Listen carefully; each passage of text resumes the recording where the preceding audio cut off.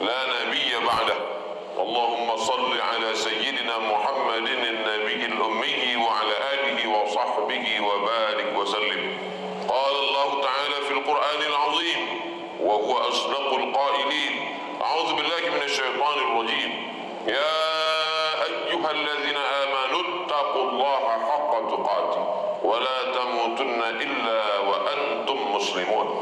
وقال تعالى في آية أخرى: يا أيها الذين آمنوا اتقوا الله وقولوا قولا سديدا يصلح لكم أعمالكم ويغفر لكم ذنوبكم ومن يطع الله ورسوله فقد فاز فوزا عظيما.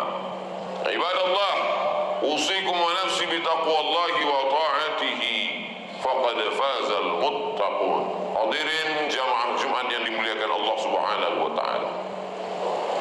Ini Jumat terakhir kita berada di bulan Safar. Tidak lama lagi kita akan memasuki suatu bulan yang dimuliakan Allah Subhanahu wa taala. Pada bulan itu lahir Dia, karena Dialah Allah menciptakan alam semesta. Pada bulan itu kelahirannya. Kalau bukan karena Dia, maka manusia semuanya tidak ada yang mendapatkan hidayah. Nabi-nabi sebelumnya sudah meninggal dunia. Ajaran tauhid tentang Allah sudah terlupakan, tergantikan dengan syirik. Dialah Nabi yang ketika nabi-nabi lain meminta kepada Allah Subhanahu wa taala, datang angin puting beliung, mati manusia, tenggelam karena lautan. Tapi Dia di saat patah giginya, berdarah pelipisnya, di saat sahabat datang mengadu, likulli nabiyyin da'watun mustajabah, setiap nabi punya doa makbul. Berdoalah, memintalah kepada Allah, wahai Rasulullah, supaya musuh-musuhmu mati dan hancur. Dia berkata, Allahumma hdi qaumi fa innahum la ya'lamun. Berikan mereka hidayah ya Allah, mereka berbuat salah karena tidak tahu. Dia adalah seorang nabi yang diutus Allah Subhanahu wa taala menyempurnakan nikmatnya. Al-yauma akmaltu lakum dinakum, hari ini kusempurnakan bagi kamu agamamu. Wa atmamtu alaikum ni'mati, dan aku sempurnakan nikmat harta, nikmat umur, nikmat negeri. Kesempurnaan nikmat adalah waraditu lakumul Islam madinah, aku jadikan Islam sebagai agama kamu. Setiap hari Jumat khatib berpesan, wala tamutunna, jangan sampai kamu mati illa wa antum muslimun, kecuali kamu dalam keadaan muslim. Ketika ada orang mengatakan aku percaya kepada Allah, aku yakin kepada Nabi Musa, aku percaya kepada Nabi Isa, tapi aku tidak percaya kepada Muhammad sallallahu alaihi wasallam, maka langsung ayat turun, qul, katakan, in kuntum tuhibbunallah, kalau memang betul kalian cinta kepada Allah, fattabi'uni, ikutilah aku, ikuti sayyidina wa maulana Muhammad sallallahu alaihi wasallam. Suatu ketika datang Sayyidina Umar ibn al-Khattab membawa lembaran-lembaran Taurat. Nabi bertanya, apa itu wahai Umar? Ini adalah lembaran-lembaran tulisan Bani Israel tentang pesan-pesan Nabi Musa alaihissalam. Nabi menarik dan merobeknya. Lau kana Musa hayyan, seandainya Musa masih hidup hari ini, ma wasa'ahu illa ayyattabi'ani, dia akan ikut aku, dia akan menjadi umatku. Walaupun dia membelah Laut Merah, dia akan menjadi umatku, wahai Umar.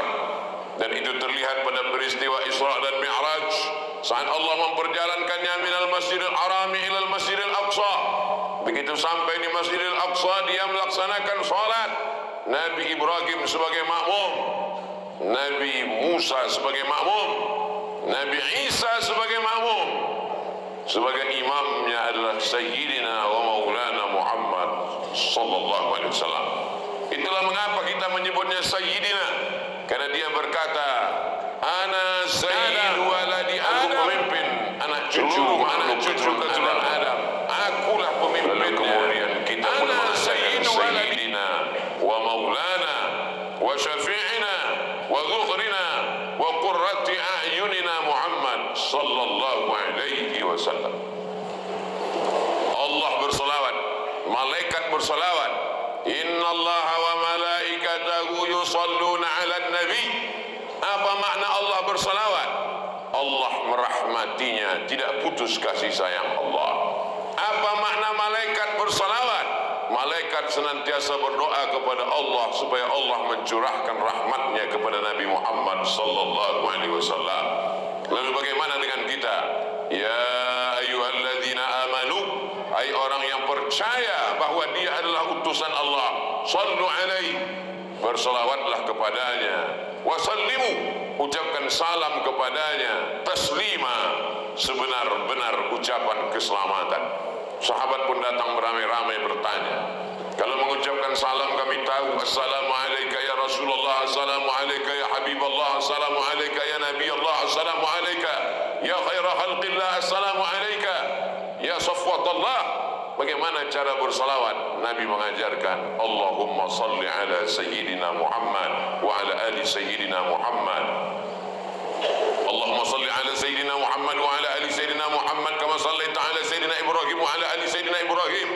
Allahumma barik ala sayyidina Muhammad wa ala ali sayyidina Muhammad kama barakta ala sayyidina Ibrahim wa ala ali sayyidina Ibrahim innaka Hamidum Majid.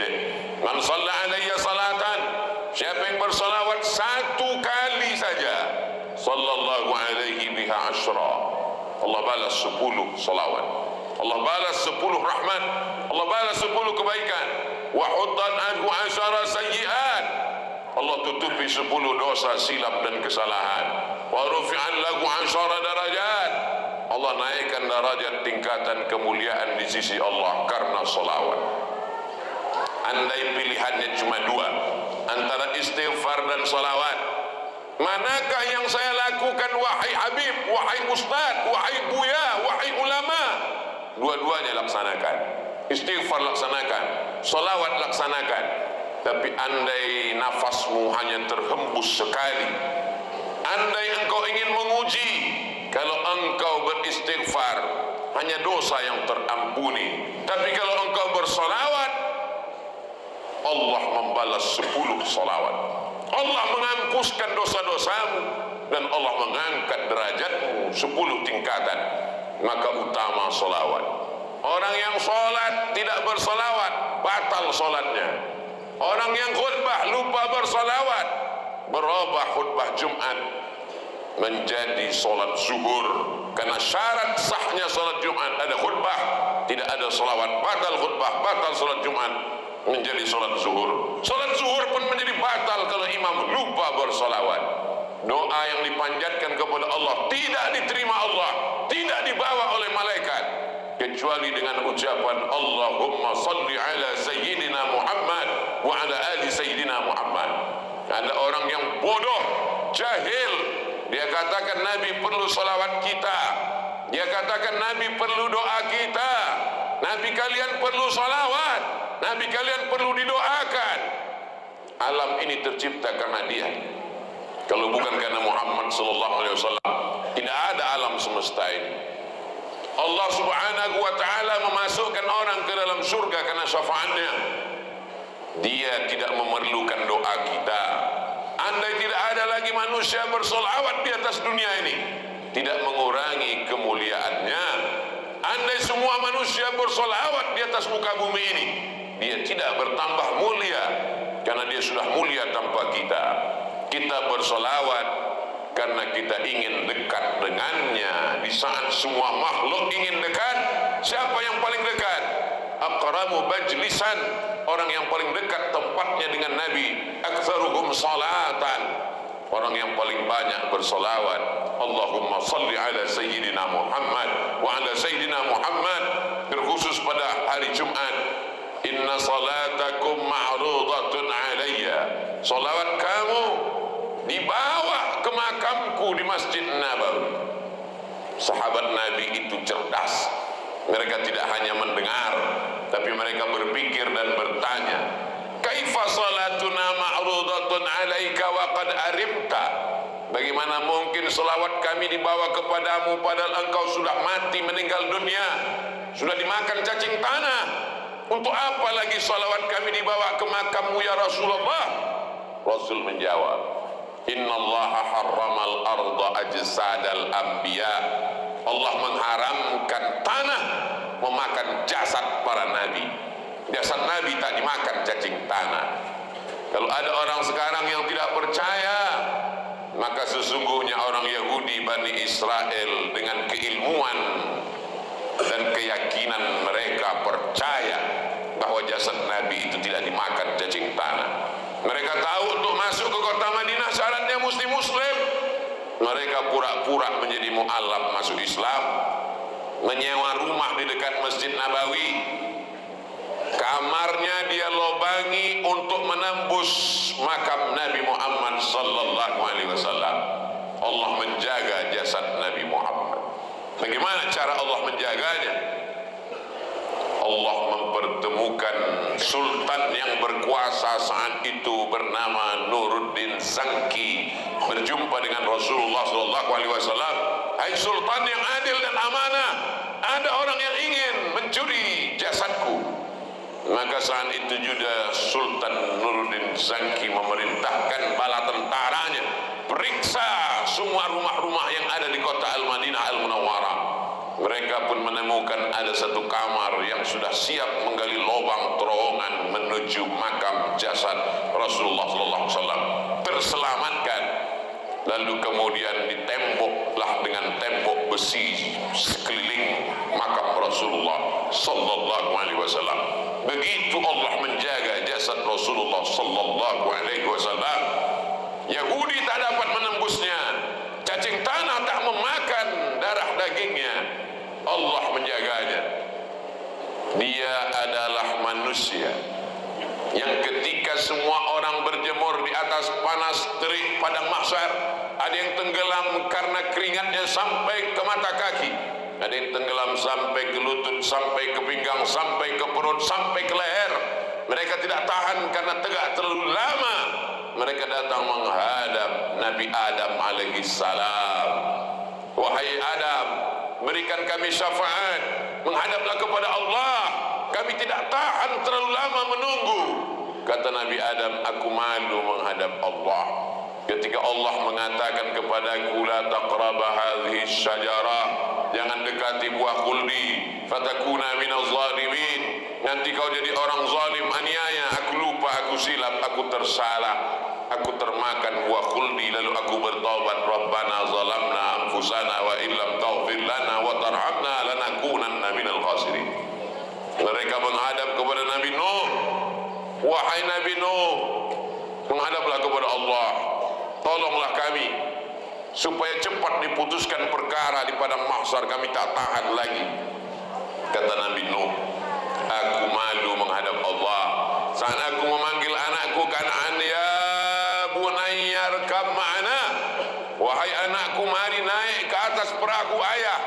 Saat itu anakku menjawab, sawi ila jabali ya'simuni minal ma', aku akan naik ke atas bukit yang menyelamatkan aku. Di saat anakku akan tenggelam, aku tetap memanggilnya. Lalu Allah berkata, innahu laysa min ahlik, dia bukan anakmu. Innahu amalun ghairu salih, amalnya tidak baik. Aku malu menghadap Allah. Mereka datang menghadap Nabi Musa, mereka datang menghadap Nabi Isa, mereka datang menghadap Sayyidina wa Maulana Muhammad sallallahu alaihi wasallam. Hanya Nabi Muhammad sallallahu alaihi wasallam yang berani menghadap Allah, karena dialah pemimpin segala nabi, segala rasul, segala ulul azmi. Dan Allah mengatakan, wala sawfa yu'tika rabbuka fatarda, apapun yang kau mau kuberi ya Muhammad. Itulah mengapa walaupun kita umat yang paling kecil, umurnya paling pendek, ibadahnya paling sedikit, tapi yang pertama masuk surga adalah umat Nabi Muhammad sallallahu alaihi wasallam. Itu disebut dengan syafaatun uzma, syafaat besar. Itulah mengapa nabi-nabi sebelumnya, umat-umat sebelumnya amat sangat ingin menjadi umat Nabi Muhammad sallallahu alaihi wasallam. Nabi Adam ketika dia tersilap, tersalah dan berdoa, Rabbana zalamna anfusana wa illam taghfir lana wa tarhamna lanakunanna minal khasirin. Begitu dalam Al-Quran. Tapi dalam hadis ada tambahan, Allahumma inni as'aluka bihaqqi Muhammad, aku meminta kepada engkau ya Allah barakah kemuliaan Muhammad, antaghfirali, ampunkan dosa-dosaku. Dosa Nabi Adam diampunkan Allah karena menyebut nama Sayyidina Muhammad sallallahu alaihi wasallam. Tentang sanad hadis ini panjang lebar dibahas seorang ahli hadis Makkah, keturunan Rasulullah, cucu cicit Sayyidina Al-Husain, alumni dari Al-Azhar Kairo Mesir, ulama hadis Makkah Madinah, Sayyid Muhammad Alawi bin Abbas Al-Hasani Al-Maliki. Dalam kitab Mafahim Yajib an Tusahhah, tak diragukan lagi bahwa bukan 1, 2, 3 hadis yang menyebut Allah mengampunkan dosa Nabi Adam karena menyebut nama Muhammad sallallahu alaihi wasallam. Bukankah Nabi Adam nabi yang pertama, Nabi Muhammad sallallahu nabi yang ke-25? Saat Adam diciptakan dia belum ada. Lantas mengapa Nabi Adam menyebut namanya? Allah bertanya bukan karena tidak tahu. Allah Maha tahu. Allah cuma ingin kasih tahu kepada siapa yang tak tahu dan tak mau tahu. Hai Muhammad, hai Adam, ya, dari mana kau tahu tentang Muhammad sallallahu alaihi wasallam? Lamma khalaqtani, ketika kau ciptakan aku dari tanah, nafakhta fi ruhi, kau tiupkan ruh. Rafa'tu ra'si, ku angkat kepalaku. Saat ku angkat kepalaku, kulihat ada nama bersanding tertulis di tiang aras dengan namamu. Di samping namamu Allah ada nama Muhammad sallallahu alaihi wasallam. Maka ku sebut namanya karena aku tahu tidak mungkin namanya bersanding dekat dengan namamu kecuali dia memiliki kedudukan yang tinggi. Aku ingin kau ampunkan, kau hapuskan dosaku dengan menyebut namanya. Ya Allah, barakah Muhammad sallallahu alaihi wasallam, ampunkan dosa-dosaku. Alam semesta tercipta karena dia, dosa manusia terhapus karena dia, pintu surga dibukakan karena dia, doa terkabul karena dia. Mengapa kita tidak mengenal dia? Mengapa kita tidak mengenalkannya kepada anak-anak kita? Bulan lain kita lupa dan lalai, tapi bulan Rabiul Awal jadikan setiap malam untuk mengenal Rasulullah sallallahu alaihi wasallam. Nama majlis itu bernama Majlis Maulid. Di mana saja ada majlis, datang, karena isinya adalah tausiah, isinya adalah mengenal Rasulullah, isinya membaca kitab Syama'il Al-Muhammadiyah, isinya adalah membaca sirah Rasulullah sallallahu alaihi wasallam. Sahabat Nabi dulu tidak perlu mengadakan maulid karena mereka hidup dengan Nabi, mereka berjalan dengan Nabi, mereka makan dengan Nabi, mereka berperang dengan Nabi, mereka sholat dengan Nabi. Kita terbentang 1444 tahun jarak kita dengan mereka. Satu-satunya jalan mendekatkan kita dengan mereka hanya majlis-majlis maulid, majlis-majlis Rasulullah yang di dalamnya hati kita tenang karena diisi dengan salawat, yang di dalamnya para habaib, para ulama mengenalkan tentang wajah Nabi, tentang tangan Nabi, tentang harum semerbaknya telapak tangannya saat dicium Sayyidina Anas bin Malik, atyabu min rihil miski. Saat sahabat memuliakan, memuja-mujinya.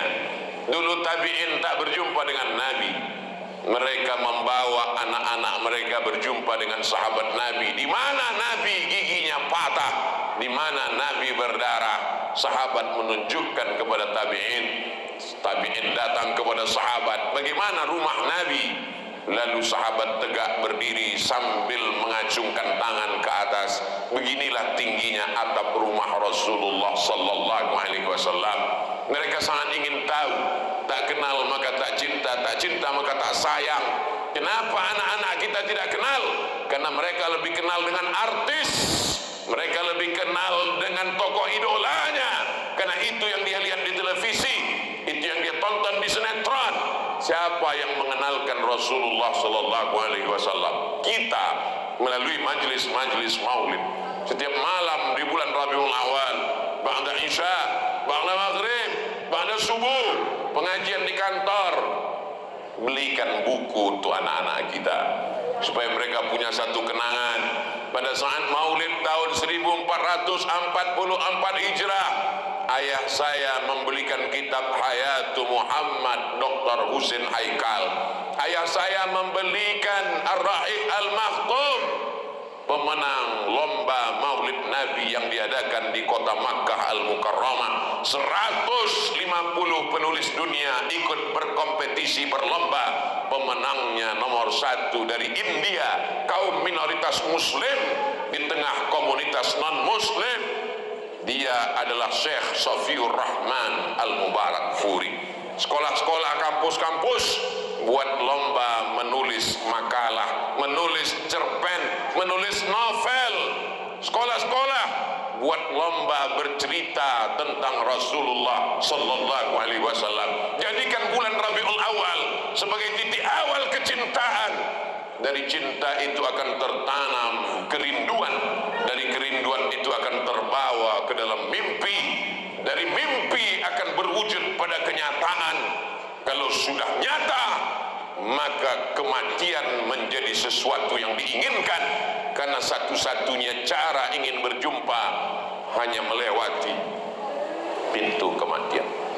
Barakallahu li wa lakum fil Qur'anil azim wa nafa'ani wa iyyakum